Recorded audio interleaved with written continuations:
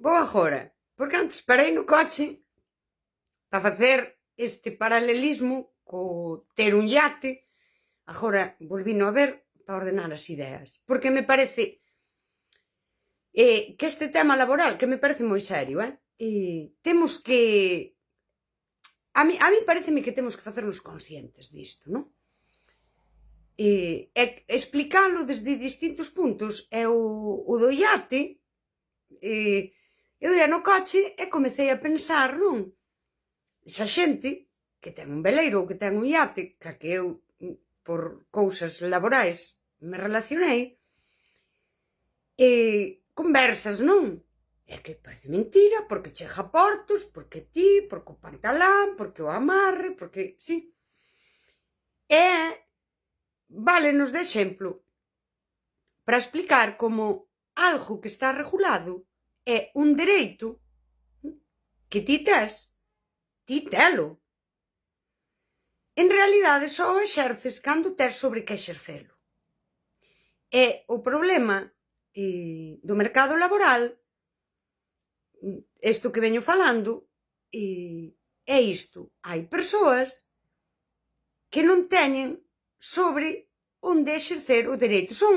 Voulle chamar, dereitos flotantes. Son dereitos sociais, están aí. Quer dicir, ti tes dereito a casar, pero tens que buscar con quen. Isto que é moi de vella. Sí? E tes, se te casas, hai moitas cousas aí, están reguladas. Pero ti, se non te casas, a ti estes dereitos non os exerces. Os dereitos laborais requiren dun posto de traballo. Se ti non tes un posto de traballo, eses dereitos ti non os tes. E o problema é cando ti traballas, que é o que explico eu das 7 Ts, que falo, por exemplo, o caso de Cerceda no polígono, onde a maioría de fábricas entrase por ETTs, vale? Podes pasar anos e anos e anos traballando, logo contribuindo, sen ter realmente un posto de traballo. Ti non tes, iso son dereitos flotantes, porque non teñen onde pousar. Fixémoslle o escáner ao capitalismo. O capitalismo é un sistema económico, é o que temos, e non é malo en por sí. Pero, eu digo, esta idea de está colapsado. Capitalismo, a base, a superestructura. Na base, hai unha fenda moi grande entre as persoas que si teñen un posto de traballo e onde exercen os seus dereitos, teñen os seus beneficios sociais, teñen unha protección social porque teñen un posto de traballo. É unha gran masa de persoas que traballan e contribúen, pero non teñen dereitos, porque non teñen un posto de traballo.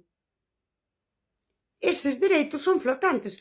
Hasta que non teñan un posto de traballo que diga este é o meu posto de traballo, non teñen dereitos realmente. Na práctica non os teñen, porque non teñen onde los exercer. O exemplo do iate é así. Está perfectamente regulado. Como ti podes ter un barco, ter un amarre, e esas legislacións, e hai xente negociando esas cousas e facendo as súas loitas porque eu vivino non porque tivese un iate. Persoas explicando isto ou non. E eses dereitos están aí, tamén están para min. Pero eu, como non teño un iate, e os dereitos das traballadoras están aí. Pero eu, entretanto, non teño un posto de traballo que é meu. O exemplo da interinidade na función pública. Isto están agora, non, con todos eses procesos, porque é totalmente real que aí hai un montón de persoas, sí, que non teñen onde exercer eses dereitos, e punto. E a fenda é esta, hai unha metade da base a que non lle importa a outra metade que non ten posto. E hai outra metade que non ten posto de traballo que di, a mí que me contas de túa merda? Se estou esperando que me chamen da ETT, me importa a min, non che subiron o 2%, anda, non me toque lo... É isto. Daquela, a min que me gusta estar e ter esa empatía, hostia, dijo, aquí está a fenda. Os do posto de traballo teñen que ver, non?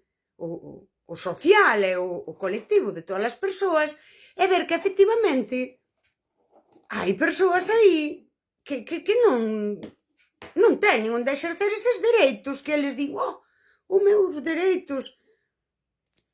E hai unha parte que di, si ti és un privilexiado, que ti tes un posto de traballo. E os outros, os que non teñen posto, que é máis fodido sempre, pois, non sei, terán que ter empatía cos outros. É que me parece máis difícil que a teñan, sinceramente.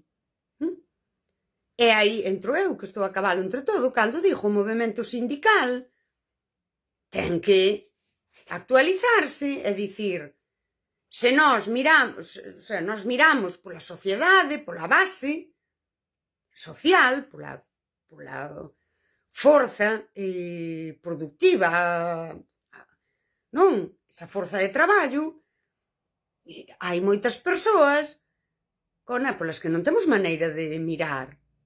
Temos que poñelo sobre da mesa e ver como nós, pois as cousas que fagan os sindicatos, que eu non sei, que eu non estou neles. Pois pedir outras políticas, outros non sei. Que está a cousa fodida. Porque agora que faz? Eu isto pensei moitas veces, que levo máis dun ano e medio pensando nisto. Por exemplo, as ETTs, que faz? Que as pechen? Non o podes pedir. Porque tampouco, como de ético é eso desde os sindicatos? Ala, que pechen as empresas. Sí. Que faz? Ciga a ETT? Pois sí, pois que os das ETTs teñan aí a súa forma de reivindicar, pero isto non é unha forma de reforzar que medren unhas empresas que, xa o di o nome, traballo temporal, que non estabilizan traballadoras. Pois aquí temos un dilema ético que non ten fácil solución, ou o que sexa, pero que ten que estar no debate. Isto é o que eu quero dicir.